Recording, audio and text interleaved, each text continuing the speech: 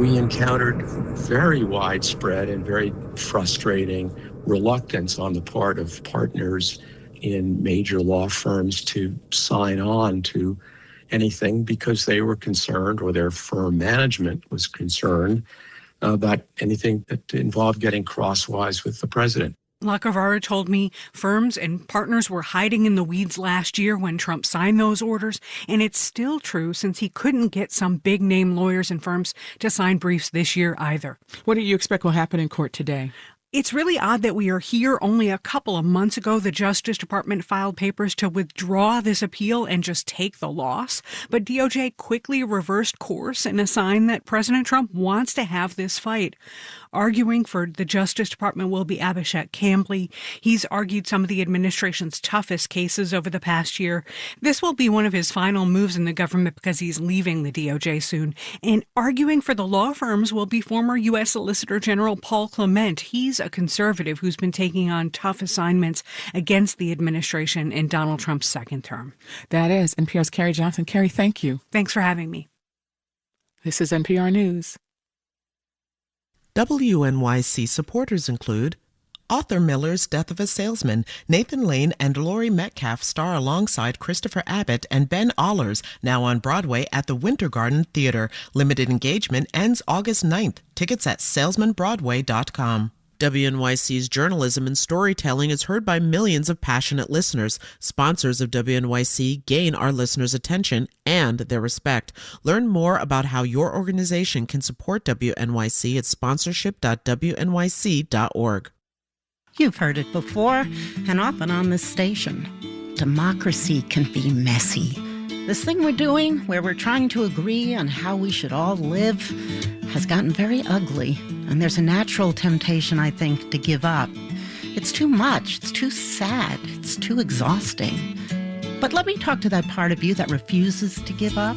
That part that listens to WNYC for clarity, even when the news boggles the mind. That tunes in for the tough questions and the even tougher answers.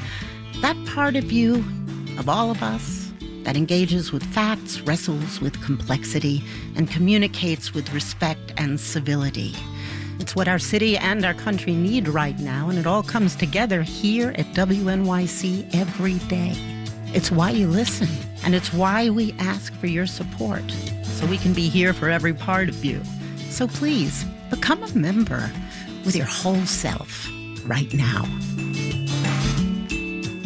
By calling 888-376-9692 or clicking the donate button at WNYC.org or in the WNYC app. Democracies thrive when there's an unfettered exchange of ideas, known as freedom of speech and more.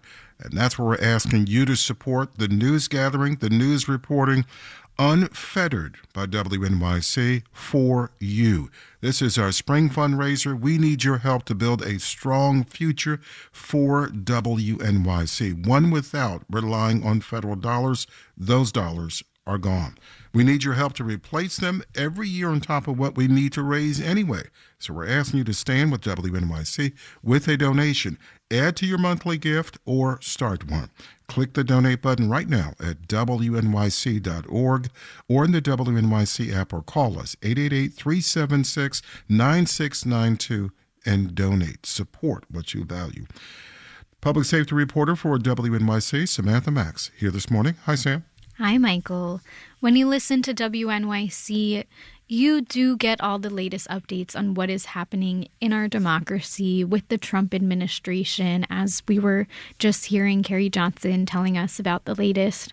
But when you are exhausted by politics, which all of us are sometimes, we also bring you so many other stories. We have in this newsroom an education reporter. We have arts and culture reporters. We bring you a weekly segment about what's in season at the farmer's market. I mean, there is so much range. There is so much that you get when you tune into this station, not to mention all of the amazing national shows that you love, like Fresh Air, like 1A, like This American Life. That is why you tune into this station. So support it right now by donating at WNYC.org or by calling 888-376-9692.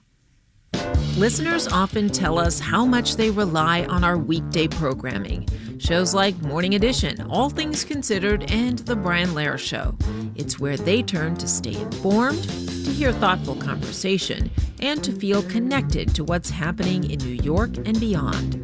It's not unlike the all-new WNYC denim bucket hat. It's a practical, everyday companion, ready to go wherever your routine takes you while still handling the serious business of the sun's rays. Our bucket hat is 100% cotton with a small embroidered WNYC logo in red. Best of all, it's just in time for the warmer months ahead.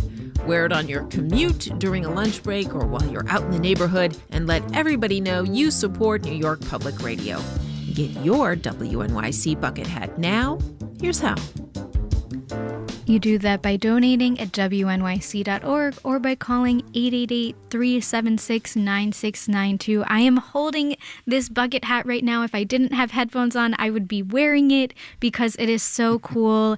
It could be yours on your head very soon, protecting you from the sun if you make that donation of $13 a month at WNYC.org or by calling 888-376-9692.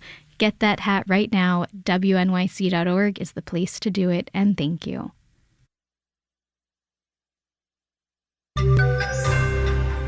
What will a Warsh Fed look like? Marketplace Morning Report is supported by Bitwarden Password Manager, designed to help recent graduates strengthen security habits and securely manage business passwords. Learn more at bitwarden.com. And by GEP, helping companies navigate global supply chain challenges through procurement and supply chain strategy services and its AI-native platform, GEP Quantum Intelligence. From Marketplace, I'm Nancy Marshall-Genzer in Washington. Kevin Warsh is officially the next chair of the Federal Reserve. The Senate voted 54-45 to confirm Warsh to a 4-year term yesterday. He'll replace Jerome Powell, who has led the central bank for the past 8 years. Warsh will face a challenging economic environment, as Marketplace's Henry Epp reports. Warsh's confirmation coincided with 2 reports this week showing inflation heating up again. Consumer prices rose 3.8% in April, well above the Fed's target of 2%, and prices paid by wholesalers rose at the fastest pace since 2022. That could mean even higher consumer prices are still on the way. A worsening inflation picture makes it less likely voting members of the Fed will want to lower interest rates. So Warsh could soon have to contend with public pressure from President Trump, who's relentlessly pushed the Fed to lower borrowing costs. Under Jerome Powell, Trump has attempted to fire Fed Governor Lisa Cook, and the Department of Justice began an investigation into Powell's oversight of a building renovation. I'm Henry Epp for Marketplace.